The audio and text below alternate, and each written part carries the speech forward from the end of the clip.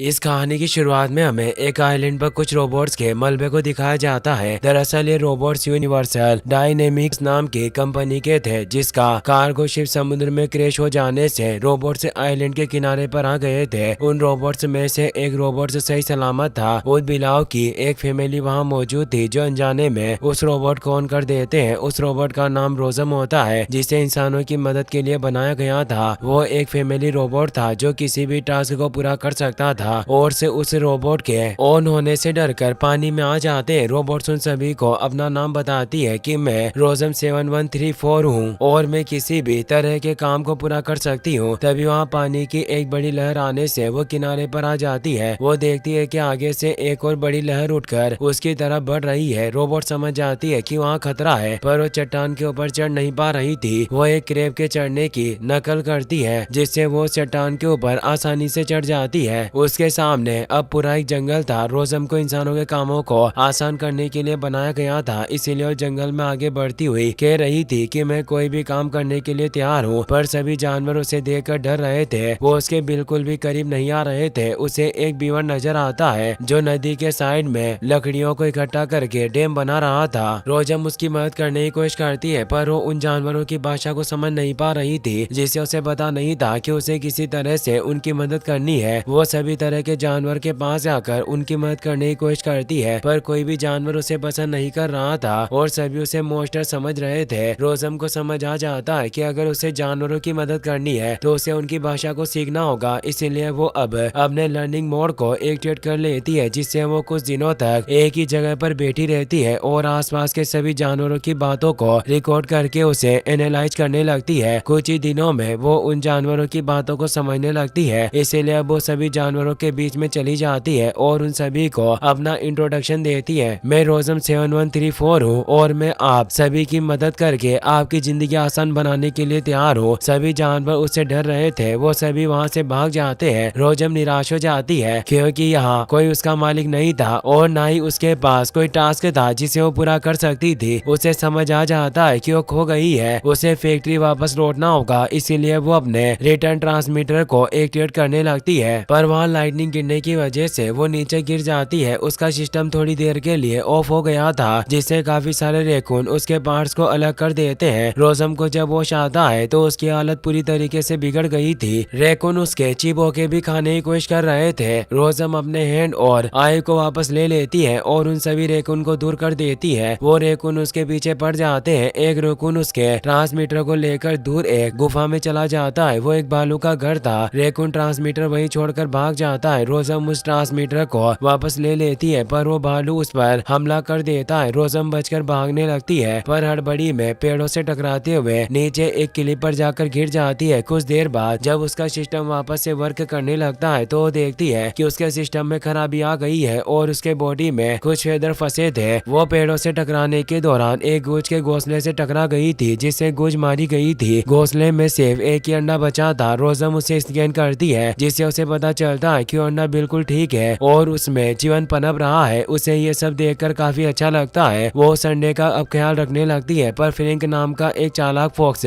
उस एक को लेकर भागने लगता है। रोजम उसका काफी देर तक पीछा करती है। फॉक्स अंडे को खाने की कोशिश करता है, पर रोजम उसे रोक देती है। फॉक्स फिर से चालाकी दिखाता है और अंडा लेकर भागने लगता है, पर वो गलती से एक हेजहॉग पर जाकर गिर जाता है। फ्रैंक को अपने कर्मों की सजा मिल जाती है। रोजम उस अंडे को वापस अपने पास रख लेती है। फ्रैंक के मुंह पर काफी कांटे चुभ चुके थे। रोजम का काम लोगों की मदद करना था, इसीलिए वो फ्रैंक के चेहरे के सभी कांटों को भी निकाल देती है। फ्रैंक काफी डर गया था, जिससे वो वहाँ से भाग जाता है। वो अंडा अब टूटने लगा था। रोजम उसे अपने सभी टेंटिकल से रोकने की कोशिश करती है, पर अब उस अंडे से गोसलिंग यानी बतख का बच्चा बाहर निकल आता है, जो पहली बार रोजम को देखता है, जिससे रोजम को भी अजीब सी फीलिंग का एहसास होता है। पर वो उस गोसलिंग को वहीं छोड़ देती है और वहाँ से फैक्ट्री जाने के लिए आगे बढ़ने लगती है। गोसलिंग जिसे भी पहली बार देखते थे उसे अपनी माँ मान लेते थे। गोसलिंग रोजम का पीछा करने लगता है। रोजम उसको खुद से दूर करने की काफी कोशिश करती है, पर वो हर बार उसके पास आ जाता है। रोजम अब अपने रिटर्न ट्रांसमीटर को ऑन करने लगती है ताकि वो फैक्ट्री वापस जा सके, पर गोसलिंग अपनी चोट से उस ट्रांसमीटर को तोड़ देता है। उसे गोसलिंग का बिहेवियर समझ नहीं आ रहा था। तभी उसे एक मदर अपोसम नजर आती है जो अपने 7 बच्चों को लेकर जा रही थी। उसका नाम पिंक टेल था वो गोसलिंग उसके पास आ जाता है। तो मदर अब ओसम रोजम के पास आती है और उससे पूछती है कि क्या ये बच्चा तुम्हारा है। रोजम कहती है कि ये मेरा नहीं है बल्कि ये मेरा काम बिगाड़ रहा है। पिंक टेल बताती है कि बच्चे ऐसे ही होते हैं जो हमेशा शरारतें करते हैं और ये गोसलिंग जिसे पहली बार देखते हैं उसे अपनी माँ समझ लेते हैं, इसीलिए अब ये तुम्हें ही अपनी माँ समझ रहा है। रोजम उसे कहती है कि मैं इसकी माँ नहीं बनना चाहती। तो पिंक टेल उसे बताती है कि कोई भी माँ बनने के लिए तैयार नहीं होता, हमें खुद ही माँ बनना सीखना पड़ता है। अब तुम ही इसकी माँ हो, तुम्हें ही इसका ख्याल रखना होगा, यही तुम्हारा काम है। रोजम को एक काम की तलाश थी और अब उसकी पूरी बॉडी में लाइट ग्लो होने लगती है। वो कहती है कि मैं अपने काम को जरूर पूरा करती हूँ पर मुझे इस बच्चे का कैसे ख्याल रखना होगा।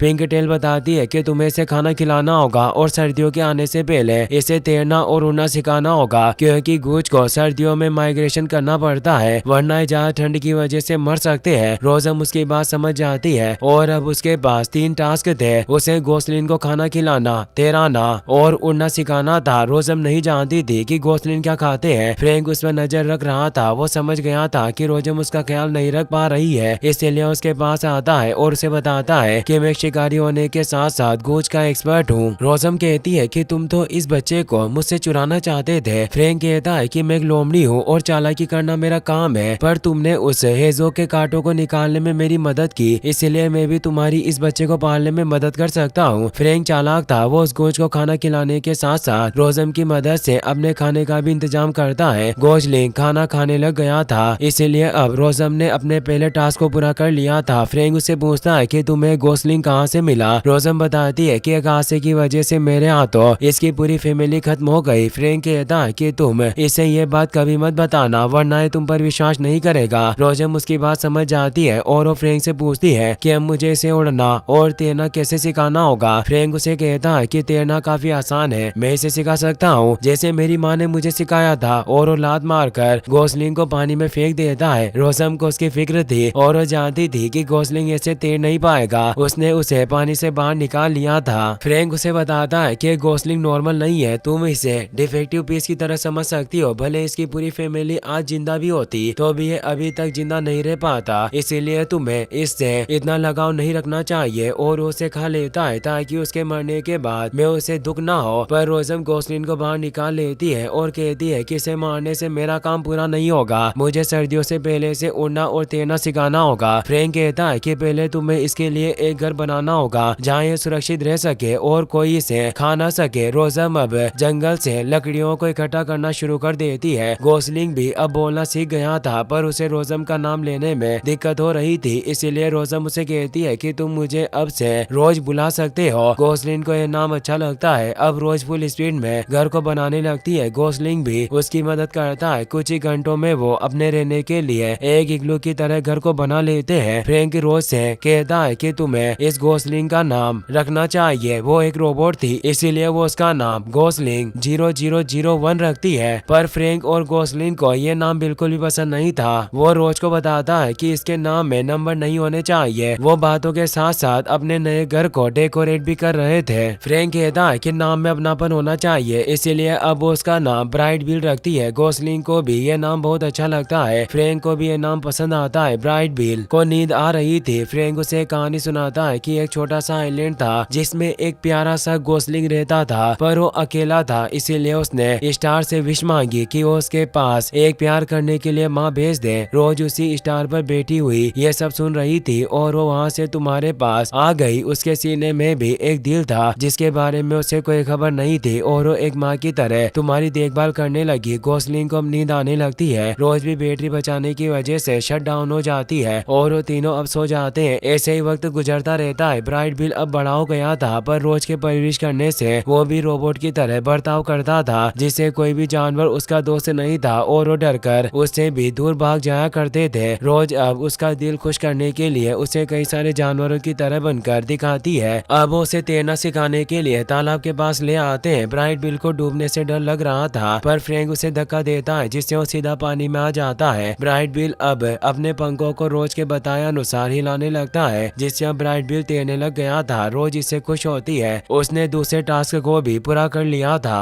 पर ब्राइट बिल ज्यादा आगे जा रहा था होती है, वो अपने हाथ को उसके पीछे भेज देती है। ब्राइट बिल तैरते हुए तालाब से दूसरे किनारे पर चला जाता है जहाँ जहाँ काफी सारे गूज थे। ब्राइट बिल उन्हें देखकर काफी खुश होता है और कहता है कि ये सभी मेरे जैसे हैं। वो सभी गूज अपनी फैमिलीज के साथ काफी खुश थे। ब्राइट बिल एक गूज के पास आकर उससे बातें करने लगता है। वो गूज उसे पहचान लेती है और कहती है कि तुम तो वही हो जिसे उस राक्षस ने पाला है। पर अब वहाँ 3 और गूज आ जाते हैं जो उसे बुली करने लगते हैं। वो कहते हैं कि तुम हमारी तरफ बिल्कुल नहीं हो और ये जगह तुम्हारी नहीं है। वो उसे पीटने लगते हैं। रोज अपने हैंड की मदद से ये देख रही थी, इसीलिए वो तेजी से उसे बचाने के लिए पॉन्ड के अंदर की तरफ चली जाती है। सभी गूंज वहाँ से भागने लगते हैं और अब वहाँ एक जायंट बारकुडा फिश भी आ जाती है जो एक अच्छी शिकारी फिश थी। वो ब्राइट बिल को खाने के लिए लेकर जाने लगती है। रोज उसे बचाने जाती है पर उसका पैर पत्थर में फंस जाता है जिसे वो निकालने की काफी कोशिश करती है पर वो निकाल नहीं पा रही थी। ब्राइट बिल मदद के लिए आवाज लगा रहा था। रोज उसे अपनी तरफ आने को कहती है पर वो फिश उस पर अटैक करने की कोशिश करने लगती है। रोज पत्थर फेंक कर उसे बचाने लगती है पर जब पत्थर खत्म हो जाता है तो वो अपने हाथ को फेंक कर उसे रोक देती है। ब्राइट बिल की जान बच जाती है। अब वहाँ दूसरे गूंज भी आ जाते हैं। ब्राइट बिल उनसे पूछता है कि उस फिश ने मुझ पर अटैक क्यों किया। गूंज कहते हैं कि तुम मंद बुद्धि हो। रोज कहती है कि तुम इसे बुली मत किया करो, ये बस तुमसे दोस्ती करना चाहता था। तो एक गूंज कहता है कि हमारे जैसा बिल्कुल नहीं है। ब्राइट बिल को उनसे बात नहीं करनी थी और वो रोज से कहता है कि माँ हमें यहाँ से चलना चाहिए। तो एक गूंज उसके पास आकर कहता है कि तुम्हें लगता है कि शैतान तुम्हारी माँ है पर ऐसा नहीं है। इस रोबोट ने तुम्हारी पूरी फैमिली और तुम्हारी असली माँ को मार डाला। ये बात इस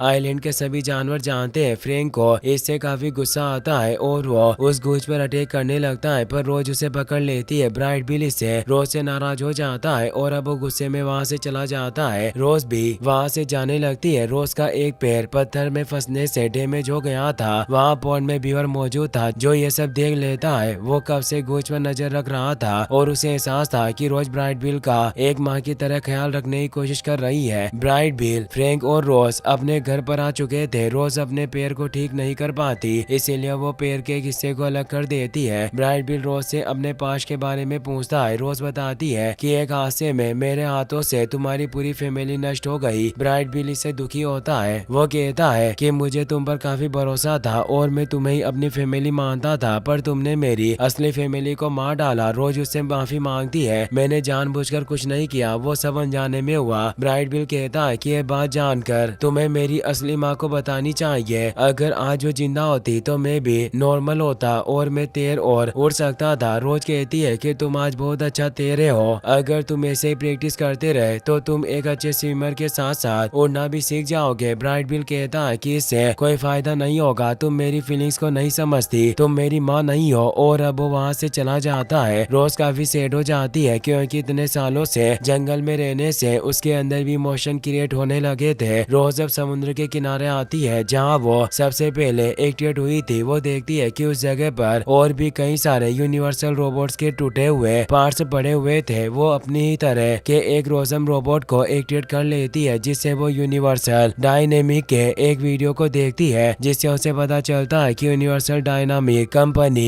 इंसानों के कामों को आसान बनाने के लिए कई सालों से रोबोट्स बनाते हुए आ रही थी और रोजम रोबोट्स को इंसानों के सभी कामों में मदद के लिए डिजाइन किया गया था। वो इंसानों के किसी भी टास्क को पूरा कर सकती है और ये इंसानों के लिए एक बहुत अच्छे दोस्त बन सकते हैं। रोज जब एक और रोजम रोबोट को ऑन करती है और अपनी चिप से उसका नाम रमज रखती है। रमज कहती है कि मैं अपने पहले काम के लिए तैयार हूँ। रोज उसे बताती है कि तुम्हारा काम यही है कि तुम मेरे टास्क में मेरी मदद करो क्योंकि मेरा जो काम है उसका पूरा होना लगभग नामुमकिन है क्योंकि मैं अब बदल चुकी हूँ। पहले मैं जो प्रोसेसिंग अपने सर से करती थी वो अब मेरे चेस्ट के हिस्से से होने लगी है, यानी अब उसमें इंसानों की तरह फीलिंग्स डेवलप होना स्टार्ट हो गई थी। रज़म उसे कहती है कि तुम्हारे अंदर अल्फा 113 प्रोसेसर है और ये कैसा प्रोसेसर है जिसमें सारी इंसानी जानकारी मौजूद है और इसके जैसे प्रॉब्लम को सॉल्व करने वाली चीज इंसानों के इतिहास में पहले कभी नहीं बनी। रज़म उसे कहती है कि मेरे पास एक बच्चा है जिसे मुझे उड़ना सिखाना है। रज़म को उसके चिप में खराबी लगती है इसीलिए वो उस पर डायग्नोस्टिक रन करती है जिससे उसे पता चलता है कि रोज ने अपनी प्रोग्रामिंग के साथ छेड़खानी की है। रोज कहती है कि मेरे पास यही एक तरीका था जिससे मैं अपने रूल्स से अलग हटकर अपने टास्क को पूरा कर पाऊँ। रज़म कहती है कि तुम गलत कर रही हो, तुम डिफेक्टिव हो, तुम अब एक रोबोट नहीं रही, तुम्हें अब वापस फैक्ट्री लौटना होगा, वो तुम्हें वापस ठीक कर देंगे। और वो उसे अपना रिटर्न ट्रांसमीटर देने लगती है। इसी के साथ उसकी बैटरी खत्म हो जाती है। रोज को कुछ समझ नहीं आ रहा था, वो एक गिल्फ पर आकर बैठ गई थी। फ्रैंक भी अब वहाँ जाता है। रोज उसे बताती है कि मैंने सब कुछ बिगाड़ दिया, इसीलिए मुझे वापस फैक्ट्री लौटना होगा, और वो नए रिटर्न ट्रांसमीटर को अपने हेड पर लगा लेती है। फ्रैंक उसे कहता है कि तुम्हारा मिशन पूरा नहीं हुआ है। रोज कहती है कि यह मेरी दुनिया नहीं है, जहाँ से मैं आई हूँ वहाँ सब मेरे जैसे है। फ्रैंक कहता है कि हो सकता है कि वो दुनिया इस दुनिया से भी बुरी हो। रोज कहती है कि शायद वो मुझे ठीक कर सकते हैं और वहाँ ऐसे लोग होंगे जिनको मेरी मदद चाहिए होगी। फ्रैंक सभी कुछ उड़ते हुए पक्षियों को देखता है और वो रोज से कहता है कि हमारे पास वक्त नहीं है, हमें ब्राइट बिल को जल्दी उड़ना सिखाना होगा क्योंकि हम ही उसके दोस्त हैं, इसीलिए उसे हमारी बात माननी होगी। अब वो दोनों ब्राइट बिल के पास आ जाते हैं और उसे समझाने की कोशिश करते हैं कि वो उड़ सकता है, पर वो हिम्मत हार चुका था। वो कहता है कि मुझे नहीं लगता कि मैं कभी उड़ पाऊंगा। रोज उसे कहती है कि अगर तुम सच में जीतना चाहते हो तो तुम्हें उड़ना सीखना ही होगा, ताकि हम दोनों अपनी अपनी दुनिया में वापस लौट सके। तभी वहाँ से उड़ते हुए कुछ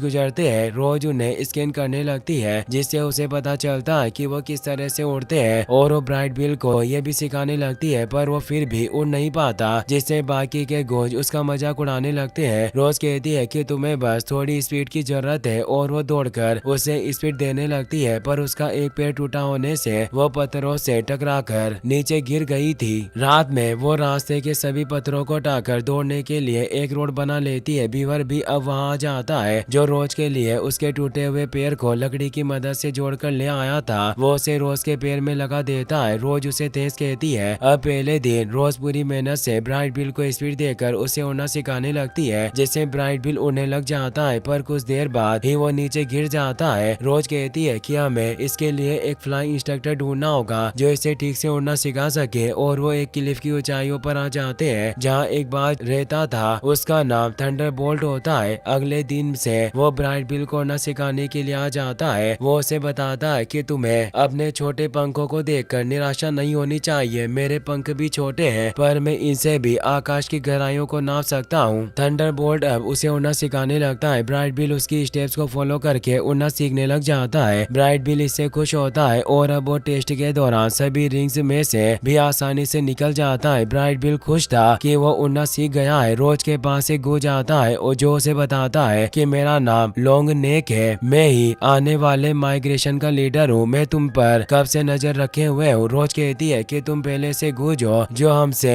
इस तरह प्यार से बात कर रहा है। लॉन्ग नेक कहता है कि हम गूंज थोड़े शर्मीले ही होते हैं, पर बातचीत में हम अच्छे होते हैं और हम काफी बोरिंग भी है, पर ब्राइट बिल हम में से सबसे अनोखा है। रोज उससे कहती है कि आने वाले माइग्रेशन में क्या तुम ब्राइट बिल को भी अपने साथ लेकर जा सकते हो। लॉन्ग नेक बताता है कि हम एक हफ्ते बाद निकलने वाले हैं, हम उसे साथ लेकर जा सकते हैं, पर उसे पूरी लगन के साथ उड़ने की प्रैक्टिस करनी होगी। हर खतरे के लिए उसे तैयार रहना होगा, इसीलिए तुम्हें सारा दिन उसको हवा में ही रखना होगा। सुबह से शाम तक उसके पैर जमीन पर नहीं पड़ने चाहिए। ब्राइट बिल जन्म से ही कमजोर है, वो अभी तक जिंदा नहीं रह पाता, पर तुम्हारी परवरिश से वो जिंदा है। मुझे उम्मीद है कि वो माइग्रेशन कर पाएगा, भले ही उसके पंख छोटे हो पर उसका दिल बहुत बड़ा है। रोज लॉन्ग नेक की बात को समझ गई थी। वो ब्राइट बिल के ऊपर वेट डालकर उसे उड़ना सिखाने लगती है और उसे हार्ड ट्रेनिंग देती है। वो उसे हर तरह के खतरों के लिए तैयार कर रही थी। वो उसे पूरा दिन हवा में ही रखती है और उड़ते हुए ही उसे खाना सिखाती है। ब्राइट बिल थकने लगता है तो रोज, फ्रैंक और प्रिंगटेल उसे हौसला देती है। ब्राइट बिल पूरी पावर के साथ एक बड़े पत्थर को भी लेकर ऊपर उड़ने लगता है। लॉन्ग नेक भी ये देख रहा था और वो खुश था कि वो माइग्रेशन के लिए तैयार है। रोज भी इससे खुश थी। अगले दिन अब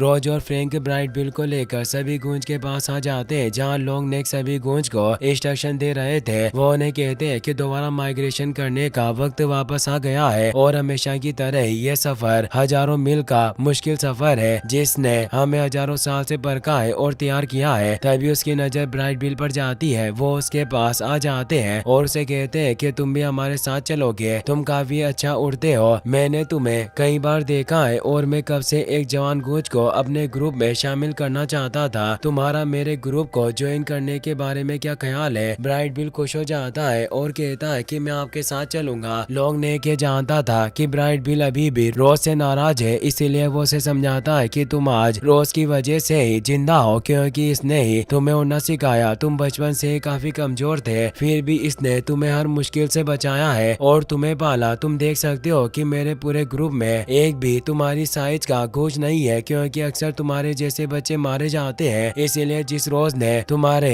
फैमिली को मारा उसने ही तुम्हें एक नई जिंदगी दी। ब्राइट बिल को भी एहसास होता है कि रोज उससे बहुत प्यार करती है, पर वो ये बात रोज को कह नहीं पाता क्योंकि अब उसके माइग्रेशन का वक्त हो गया था। लॉन्ग नेक उन सभी को सफर शुरू करने को कहता है, जिससे वो सभी उड़ने लग जाते हैं। ब्राइट बिल रोज को अपने दिल की बात कहना चाहता था कि वो उसे अपनी माँ मानता है, पर ये वो कह नहीं पाता और वो रोज से कहता है कि मैं जा रहा हूँ, पर क्या जब मैं वापस आऊंगा तब क्या तुम मुझे यहाँ मिलोगी? रोज कहती है कि मैं नहीं मिलूंगी क्योंकि मैं वापस अपनी दुनिया में लौट जाऊंगी। तो ब्राइट बिल उसे कहता है कि क्या आखिरी बार तुम मुझे उड़ने के लिए स्पीड दे सकती हो? रोज इससे खुश होती है और वो उसे अपने कंधे पर बिठाकर फुल स्पीड में रन करती है, जिससे ब्राइट बिल भी गूंज के झुंड के साथ उड़ने लग जाता है। रोज के अब तीनों टास्क कंप्लीट हो चुके थे, पर वो ब्राइट बिल को अब अपना बच्चा मानने लगी थी, इसीलिए वो दौड़कर आखिरी बार उसे देखने जाती है। ब्राइट बिल अब उसके पास नहीं रह सकता था, वो किस दिनों तक उसी के इंतजार में वहीं बैठी रहती है। इसी के साथ इस मूवी का फर्स्ट पार्ट यहीं खत्म हो जाता है। अगर आप इसका नेक्स्ट पार्ट भी जल्दी देखना चाहते हो तो कमेंट में नेक्स्ट पार्ट जरूर लिखना और इस वीडियो को लाइक करने के साथ साथ अपने दोस्तों को शेयर करना ना भूलें। Thanks for watching. Like, comment, and subscribe.